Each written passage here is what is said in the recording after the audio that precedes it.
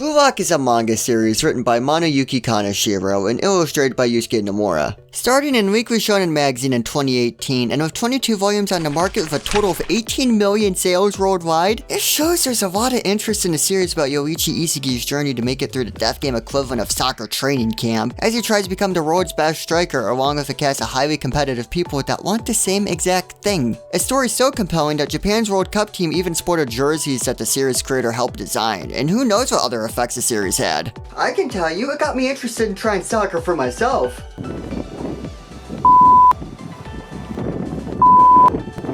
Did I say playing? I meant it got me interested in watching soccer. Yeah, that wasn't true either. To elaborate on what I mentioned before, Blue Lock follows Yoichi Isagi, this guy, after a loss that prevented him from being able to go to nationals, which was functionally the end of his sports career, if it wasn't for an invitation to Blue Lock, that is. The soccer program that is nothing but people who take up the role of striker. Hold on, let me Google something. Yep, yeah, it's a real thing. Hold on, let me add to this graph really quick. But the program is designed to bring out the egoists in people that makes them want to play selfishly. Which if Isagi was more selfish in the start, maybe he would have never left the normal sports league. So we as viewers already have a good reason to have faith in the idea of Blue Lock. I mean, hey, the math checks out. That's 11 people versus one team. There are tests that characters have to pass to avoid losing their spot in the Blue Lock program. The pool of people getting smaller as the tests continue. The tests range from a tournament style thing, tagged with a soccer ball and first people to...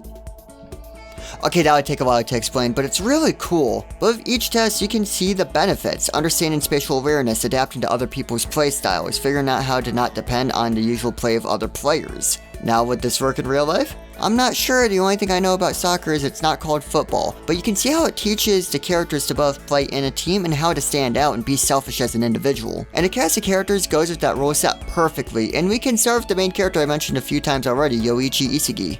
Hold on, let me figure out what makes him so good really quick.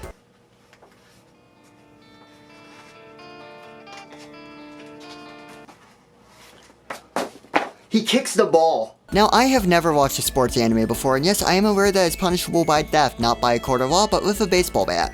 And I was skeptical that it would really be up my alley, cause come on, this isn't fighting with a sword, it's just sports. That's already a thing in the real world. But combined with the premise and the character of Isagi, this for sure isn't gonna be my only romp with the sports genre. Yoichi Isagi serves as both an underdog and one of the geniuses in this program. He's very unsure of his skill among other people who are just impossibly talented at kickball game, but when he has his groove and he evolves to figure out how to beat other players, he becomes a whole new character, going from genius strategies and understanding the field as well as just his attitude does a complete 180. His trash talk and intensity on the field not only to his opponents but also his teammates is captivating and absurdly entertaining. His willingness to rewrite the fundamentals he knows over and over to adapt and overcome is a different kind of inspiring. The same way that Bachira inspires me to stay the hell away from any sport where people can describe themselves as having a monster in them. Besides the main man himself, I feel like Bachira encapsulates the Blue Lock program the best. An absolute egoist who wants to go out of their way to go about things the hardest way possible and to awaken to a higher form of player and to evolve their weapon and increase their versatility to become the best striker of the world.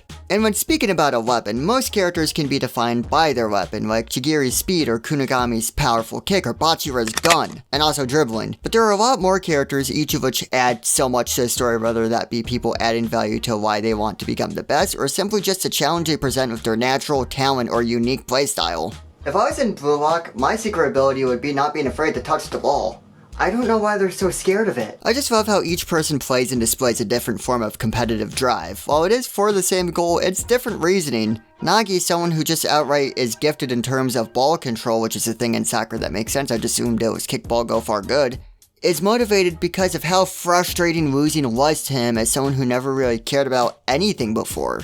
But there are people who have hard set rules like being able to kick from a certain distance and almost always make a goal. People who are good at getting around other players. These unique playstyles and unique worldviews and ideals make what I thought could never be done. make me care at all about soccer. I already know they have the World Cup and football has the Super Bowl. I just need to figure out what other sports have the oversized dishware, and then I can stop caring about sports altogether. Blue Lock is genius in its interpretation of soccer, not for being a solid replication of the game in anime form, but the way it approaches how you play the game to its highest level. Instead of being a sports anime about who is trained the hardest, it's so much more of a mind game.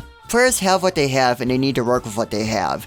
Shigiri isn't going to suddenly be able to kick across the entire field and have the ball go through the wall. Isagi isn't about to be able to outpace every opponent just because he decided he could. Each player has what they can work with, and it's up to them to not only utilize this, but also make it grow as well. Obviously, this is the definitive trait of our lead character. While he does physically improve, the lessons he learns in each of his wins or losses are all about mental ability and the new rules he adds to his How to Soccer Game playlist. In his first game, he's a decent all-rounder, but then he learns about how good his spatial awareness is, and he learns that he should keep track of other players even when they don't have the ball. He should guard his blind spot. Everything he learns feels like it could be applied to his earlier matches, and it would have made a difference. And this might honestly be something I prefer over traditional shonen anime. While sword hitting will always be cooler, and I will die on that hill.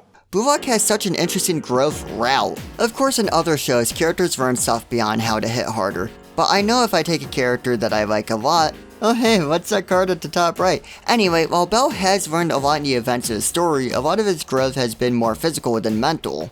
So even if he knew all the experiences from the Light series and applied it to the early series, things might still play out pretty similarly. But in Blue Lock, so much of these characters' growing comes from expanding their knowledge of soccer. Especially, again, our main character Isagi, he breaks himself down mentally nearly every match to fit in every piece of information he has at his disposal. He understands the game differently and will now act accordingly because of it. He will now know that players' positions always matter even if they aren't near the ball. By volume 100, Isagi's gonna know the distance between everyone in the road to their nearest soccer ball. Mark my words. How so much of the games are simply explaining the thought process of what people are doing rather than outright just soccer play. We don't see plans getting executed, but we see them being built from the ground up, now they get broken and now they get rebuilt again. There are two games being played at all times here, soccer and whatever mind game is going on behind their weirdly glowing eyes. But if there is one thing that I absolutely adore about the series, it is the attitude that every character has. Each of them wants to be the best, even if it's against a friend, foe, rival, Subway sandwich artist. They want to be the best striker, and they won't even consider hesitating no matter the cost for the loser. And that makes each match feel nearly impossible to predict. Hell, even breaking the trust of not only each other, but the viewers as well. Oh, you thought this was a sports anime? Take off your blindfold. This is a cooking show. Everyone knows that cooking is all in the calves. I've been finding myself broadening my horizons a lot lately when it comes to anime, but Blue Lock is easily one of the biggest pleasant surprises I've had. It's grounded to make you instantly get sucked into the story and drama, but it's also outlandish enough to make you feel like I'm watching Death Note but every character wears a skin-tight suit. If you've never watched a sports anime before, Blue Lock is perfect for you, and if you have, well, watch it anyway. And I love this series so much I decided to go out and buy some merchandise of it. They ran out of blue.